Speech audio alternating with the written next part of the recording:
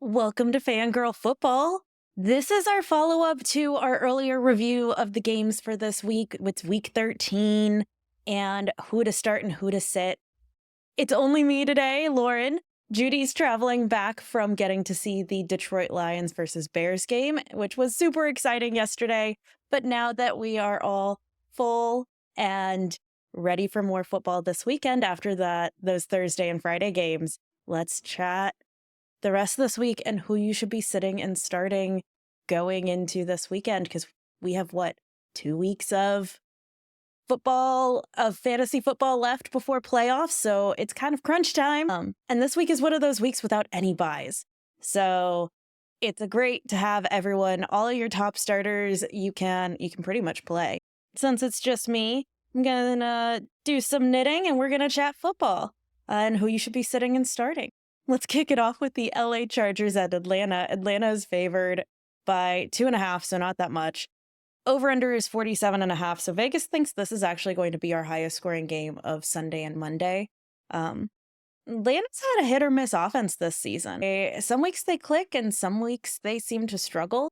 Probably a lot related to Kirk Cousins needing time to make some of those passes. And when they're pressured, he just doesn't have time to make the throws, has to scramble around a bit more. But Atlanta, since week 7, has been allowing the 4th lowest rushing touchdown rate and the lowest missed tackle rate and the 14th fewest rushing yards per game. So they've been stepping it up a bit. At the same time, they've been allowing the 2nd most receiving yards per game. So it's lending itself to a good week to start a bunch of the Chargers players. I mean, you automatically have your auto starts. The people you drafted really early, all the way back in August, Bijan Robinson and Drake London, you're going to start. Justin Herbert, it's a good week to start Justin Herbert. It's a great spot for him to bounce back. Falcons are giving up the 7th most fantasy points per game to opposing quarterbacks, so he should have a good week. And paired with him is Ladd McConkey. McConkey's gained at least 50 receiving yards in his past 5 games. He's a good start as well. And then we've talked about Will Disley, the tight end for the Chargers, and he's taken over the top tight end role. So even though he saw fewer targets per route recently, he's still a solid tight end. Couple of cautions. Quentin Johnston. Last week, Johnston dropped 3 passes and finished with 0 catch. This could lead to less playing time or fewer targets in week 13. And since no one's on bye, if you have better options, play those better options. And then there's Kyle Pitts. Probably not the week for Kyle Pitts. If you have a better tight end, play a better tight end. The Chargers have a good defense and are good at shutting the tight end position. This isn't the week to play Kyle Pitts. Let's move on to Houston at Jacksonville. Couple of injuries there. Trevor Lawrence, who's been out for the past couple of weeks, he is questionable but trending towards playing. So it looks like Lawrence might be coming back. So since week 7, Jacksonville's allowed the 2nd highest yards per attempt and the 2nd most passing yards per game. So it should be a good game for Houston, who we've seen good weeks and bad weeks. I think CJ Stroud has been a bit quieter in fantasy production than we all thought he was going to do earlier in the season. On the other side, so the Texans are giving up rushing, and we could see Bigsby or ETN have a good day, or both of them have a moderate day. I think that's one of my cautious starts. Bigsby and ETN are both going to play, and so we don't know what that workload is going to be. And it's a bit cautious. If you have better options, play those better options. But otherwise, this could be a good matchup for one of them. We don't know. On the definite you're starting Stroud, of course. When Stroud faced Jacksonville earlier this season, he put up a season-high 345 pass yards and 23.5 fantasy points. It could be another good week. Yeah, Stephon is on IR, but he does have Nico Collins, Joe Mixon, Tank Dell, all of which are great options to start as well. Continuing on to our Sunday night game, San Francisco is heading to Buffalo. This is our Sunday night game. There are some injuries. So Brock Purdy is questionable, and Nick Bosa, who is on the defensive side, is also questionable. we know how impactful Bosa is for the San Francisco defense. And if he's not playing, the Buffalo players get a lot more favorable. On the other side, Keon Coleman is also questionable with that wrist injury. And Dalton Kincaid, their tight end, is definitely out. So Buffalo's been very pass heavy the last couple of weeks since week 9. You're going to start Josh Allen, quarterback on the Buffalo side, and James Cook. And it's going to be a good week for Shakir. So Shakir's been owning about 30% of the target non-pressured dropbacks. And especially if Bosa is out, there's going to be a lot less. And then with Coleman questionable, it's looking like Shakir's going to be the primary target this week. Another great option is Dawson Knox. With Dalton Kincaid out, that does mean Dawson Knox is going to get the entire workload for that tight end spot. And Buffalo does like using their tight end role. On the San Francisco side, I mean, you paid up so much for Christian McCaffrey, first-round draft pick. And he's been out so much this season, you got to start him. And then also George Kittle. I think that's kind of an obvious as well. Other than that, I'd be cautious, especially with the wide receiver, especially with who's going to be their quarterback. If they have Purdy come in, great. Play your wide receivers.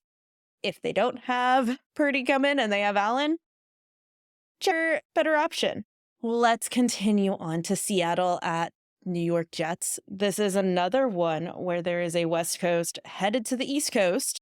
Couple of injuries, or at least questionable ones. So we have Lockett, the wide receiver for Seattle, who is questionable with the knee injury. DK Metcalf also questionable. And then Breece Hall on the Jets side, who is questionable with a knee injury. The Jets defense has been pretty good at laying on pressure, which is the opposite of what Geno Smith wants.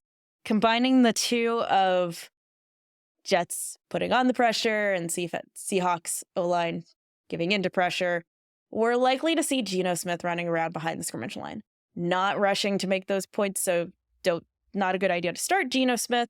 You should start Kenneth Walker III. He has been the primary back. He's been doing a great job. And then if healthy, definitely start Metcalf and Breece Hall. And even starting Garrett Wilson is a good idea. You're cautious. Devontae Adams just hasn't had that connection that we kind of expected when he was traded, that he'd start getting all these touchdowns, and we haven't seen that yet. And then JSN, it's not quite the best value. The way they run coverage is not quite favorable for JSN this week. Next up, we have Tennessee at Washington. Washington is favored, and the over-under is 46.5.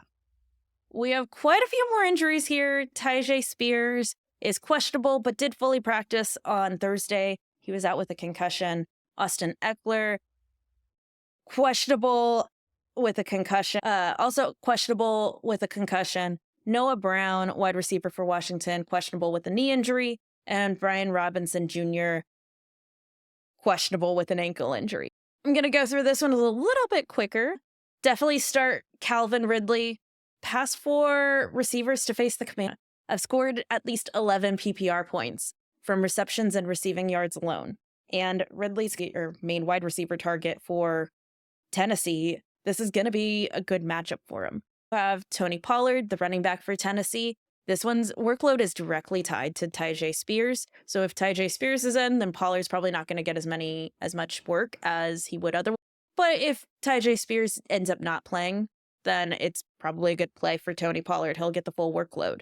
On the other side, Jaden Daniels and Terry McLaurin are great starts. You kind of just automatically know they're going up against Tennessee. This is going to be a good week for them. But let's continue on. The LA Rams are headed to New Orleans. LA is favored by 1.5, and the over-under is 46.5. Couple injuries here. Tyler Higbee is out with a knee injury. Jamal Williams is questionable with a groin injury. The Rams have had above average offense and below average defense. I feel like this is going to be a pretty competitive back and forth game where you get to see New Orleans score a bit and you get to see the Rams score a bit. Tight end, if you have Taysom Hill, you're starting him, of course. But then this is also a good game. Marquise Valdez-Scantling, who over in his last 2 games, he has 42.6 fantasy points. And then the LA Rams have allowed the 5th most deep passing yards. and the second most deep touchdowns this season. So with Carr back in as the quarterback for New Orleans, this is a great matchup for Valdez-Scantling to get some fantasy points for you. It's also a great matchup for Kamara. If you have Kamara, you're starting Kamara. And then on the other side of the ball, Cooper Kupp, Puka Nacua, you're starting them. I don't need to explain why, really, because high draft round pick. Plus, they're going to have a great day. If you have Matthew Stafford, it's probably a good week to start him. Having gotten his wide receivers back, Stafford's done significantly better for fantasy points productions, and New Orleans has allowed the 10th highest yards per attempt and the 5th most passing yards per game. So Stafford's going to be able to throw it to Kupp and Nacua and get them some touchdowns, I think. He seems to like to use both, which is good. So hopefully no one gets tossed out and no one gets injured. And both of them have great fantasy days. Let's move on to Philadelphia at Baltimore, where Baltimore is favored. Devonta Smith is questionable with a hamstring injury for Philadelphia. This game is filled with your auto starts, ones I don't even need to tell you about. Lamar Jackson, Jalen Hurts, Saquon Barkley, A.J. Brown, Derrick Henry, you're starting. Philadelphia has had a pretty good defense. They've allowed the second fewest fantasy points per game and the lowest PPR points per target to perimeter wide receivers. Because of this, I say a cautious start for Zay Flowers. It's not going to be an easy matchup for him. And you're kind of banking on him getting into the right environment and having the right matchup for that defense. On the other side, Dallas Goedert, the tight end for Philadelphia, this is a good matchup for him. He sees a higher share of targets when one of the Eagles' wide receivers is out. And with Devonta Smith questionable, this could be that week for Goddard getting a bunch of work.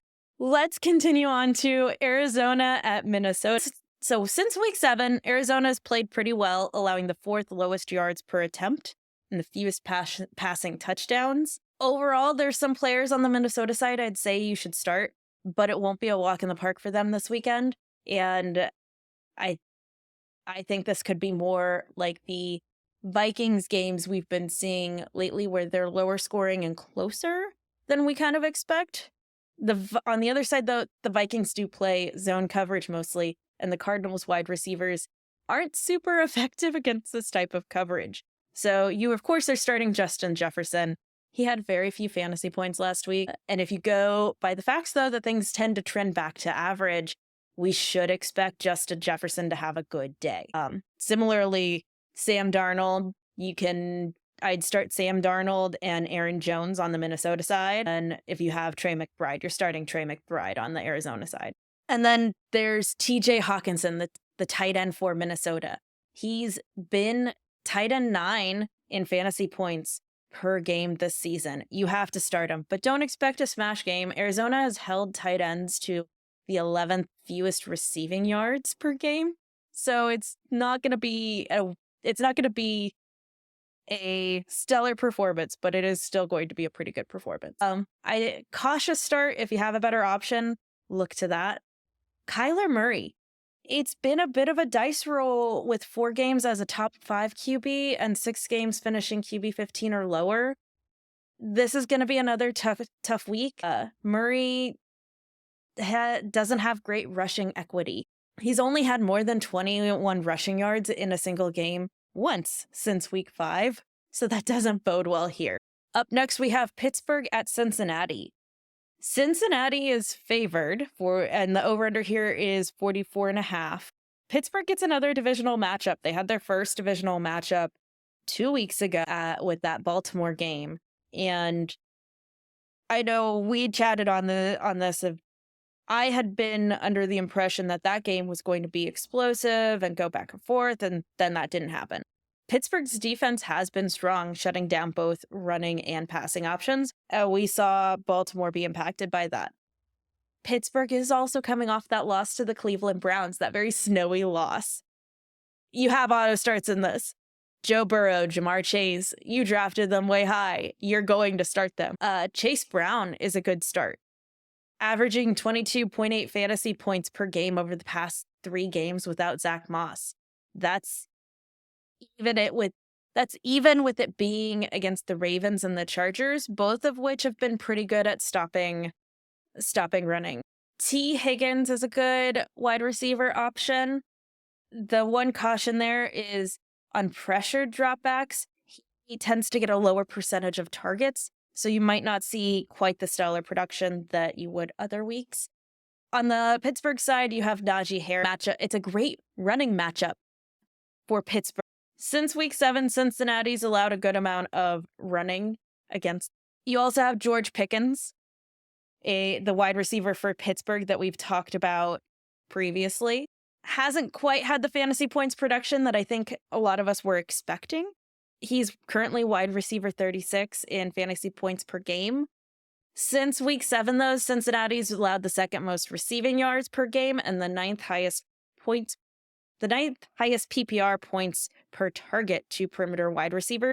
This should be a week where we get to see the fantasy points from Pickens that we expected. And I don't see there being a ton of pressure on Wilson causing him to throw interceptions. So it should be a good matchup for the Pittsburgh side.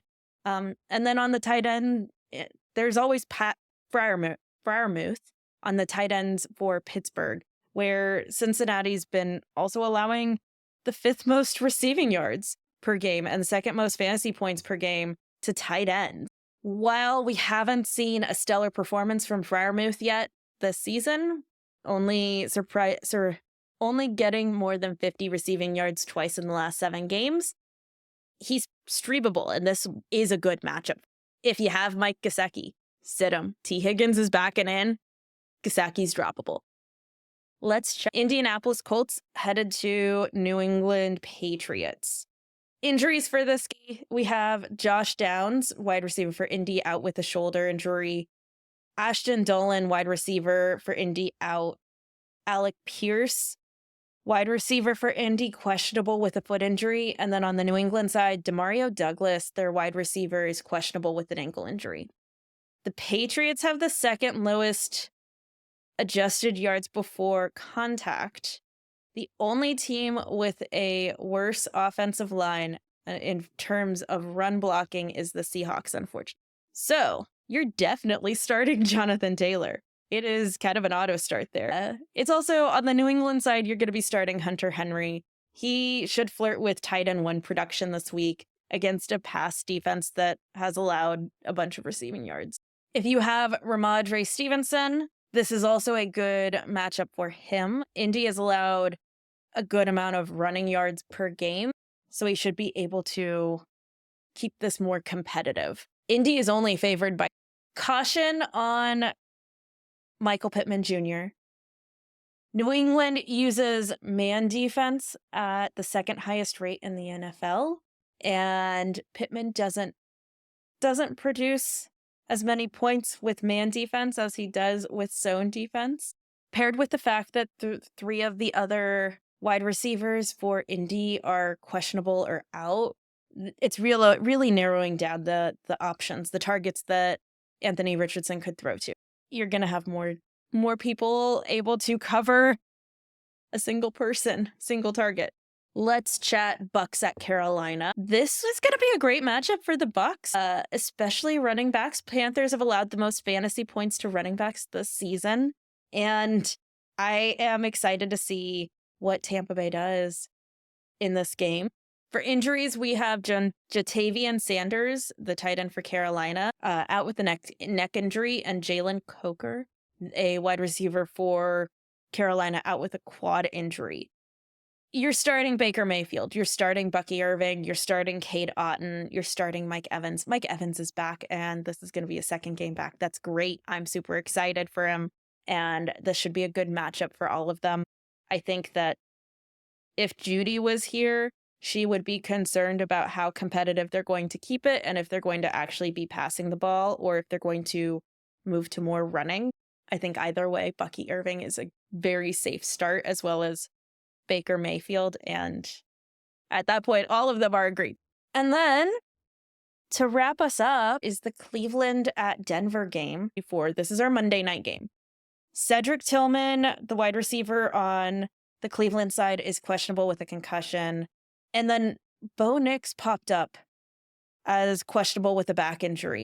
He's been getting progressively better throughout the season, and I can almost say this. I feel like I can say the same for Jameis Winston too, with him going in midseason, and we see, yeah, they've had a couple of losses since Winston got in, but we've been seeing better performance over time. Winston's also coming off of that exciting snowy win over Pittsburgh the Thursday prior.